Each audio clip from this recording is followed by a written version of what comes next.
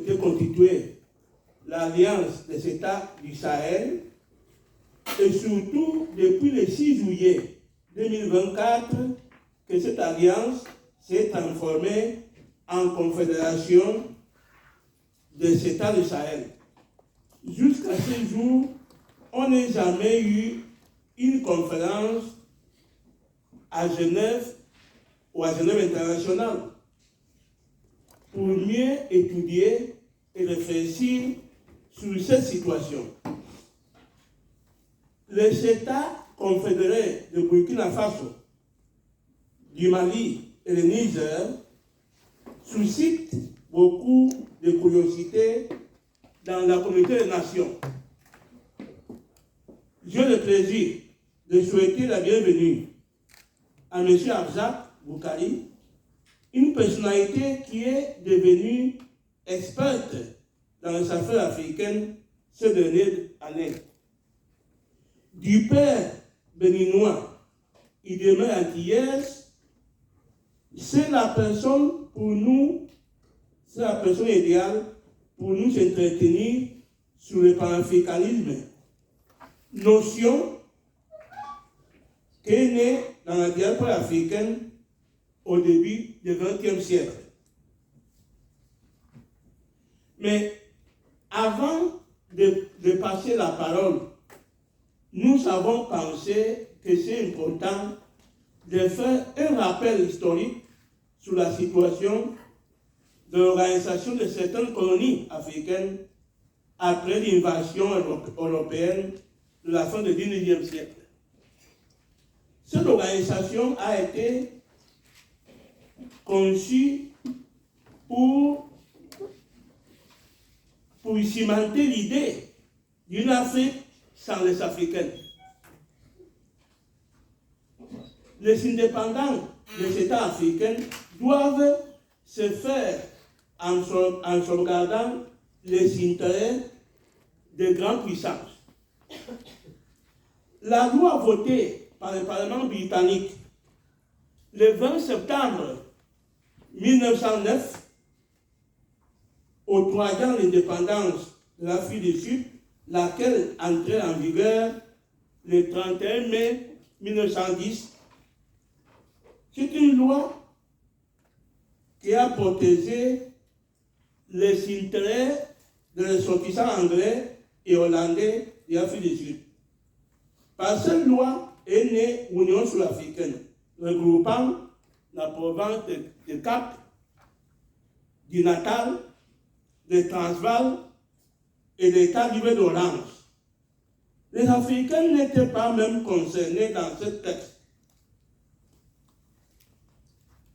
C'était au moment qu'en Afrique du Sud, on a découvert beaucoup de gisements de uranium, de l'or, de cuivre, etc., etc.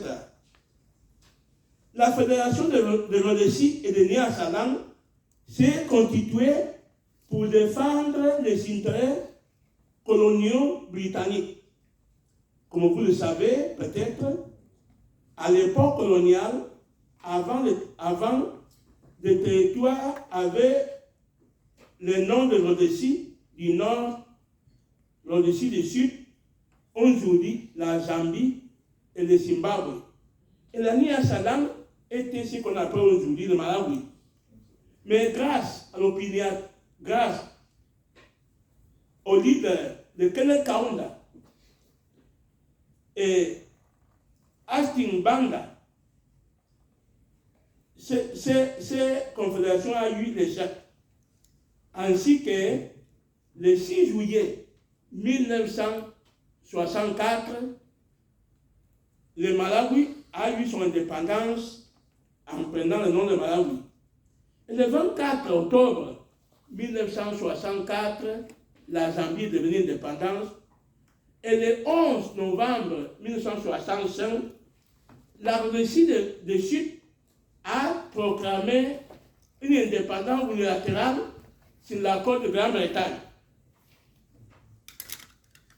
Avec le président Ian Smith, ancien pilote pendant la Deuxième Guerre mondiale de l'armée britannique. Ces situations ont duré jusqu'en 1980-82 pour l'arrivée de Margaret Thatcher au pouvoir en Grande-Bretagne qui a solutionné la situation dans le chacun de Lancaster House. Le 16 juin 1895 a été créée l'Afrique occidentale française, AOF, regroupant les territoires du Sénégal, de la Guinée, de Mauritanie, de Haut-Sénégal, Niger, de la Côte d'Ivoire et du Niger, et de l'armée. En 1919, le territoire de Haut-Sénégal, Niger, a été divisé en deux territoires pour donner le Soudan français et la Haute-Volta. Et en 1932, d'un seul coup, les intérêts coloniaux, on a fait disparaître la Haute-Volta. Ça veut dire que Haute-Volta a été disparue dans la carte de l'Afrique occidentale. Une partie de Haute-Volta a été attachée au Soudan français, qui est aujourd'hui Mali.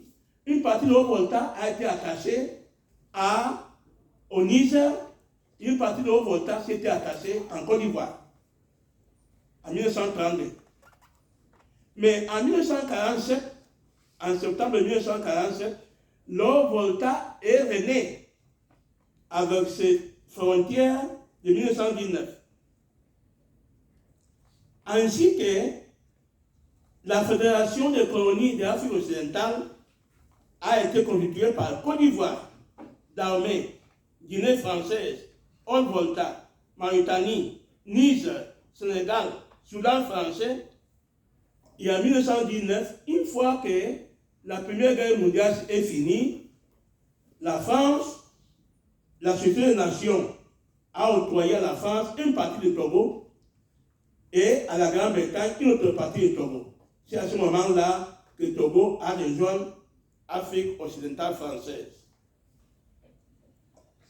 La loi du 15 janvier 1910 a été créée la Fédération des territoires françaises de l'Afrique centrale, intitulée Afrique équatoriale française, regroupant la colonie de Gabon, de Moyen-Congo, d'Obangi, Tchadi, Tchad et les territoires militaires de Tchad.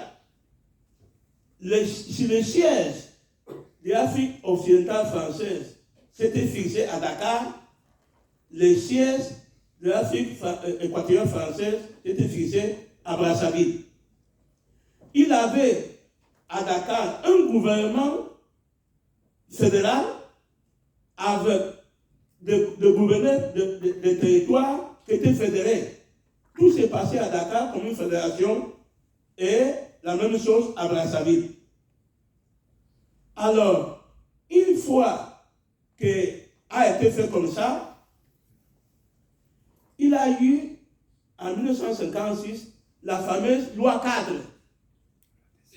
Parce que, comme vous le savez, le 1er janvier 1986 a pris le pouvoir en France le gouvernement de Guy Mollet, qui était un gouvernement à peu près coalition, où le 23 juin 1956, ils sont introduits au Parlement la loi cadre. Quels sont les événements avant la question de loi cadre? Il faut savoir qu'en 1954, il y a eu la bataille de Bien Phu, au nord de Vietnam. En 1954, c'était le début de la guerre d'Algérie. Le 1er janvier 1956, indépendance du Soudan. Le 2 mars 1956, indépendance du Maroc. Le 20 mars 1956, indépendance de la Tunisie. C'est dans ce cadre que les Français ont constaté que l'indépendance, c'était irréversible. Ils ont fait la loi cadre, même année, le 23 juin. En que consistait, en bref, ces lois? Et c'est par là que je vais finir. La loi cadre consiste que le gouvernement fédéral installé à Dakar, avec des colonies fédéral. Le gouvernement fédéral à Brazzaville, avec le gouvernement fédéral, ont détruit ce gouvernement. Tout ce qui était territoire de Côte d'Ivoire, de Mali, etc., deviennent indépendants. Parce qu'à l'époque, en 1956, le Français disait, il ne veut pas avoir les syndromes du Brésil, où le Portugal, le petit Portugal, c'était ancienne métropole du Brésil. Le syndrome de l'Inde, où la Grande-Bretagne était métropole de l'Inde. Le syndrome des États-Unis d'Amérique, où le Royaume-Uni était ancienne métropole des États-Unis d'Amérique. Il faut détruire toutes ces confédérations pour revenir, pour que les petits États fédérés, colonies fédérales, deviennent indépendants. Voilà ce que je voulais introduire avant qu'on attaque la conférence de notre collègue. Merci. Merci beaucoup, Elias.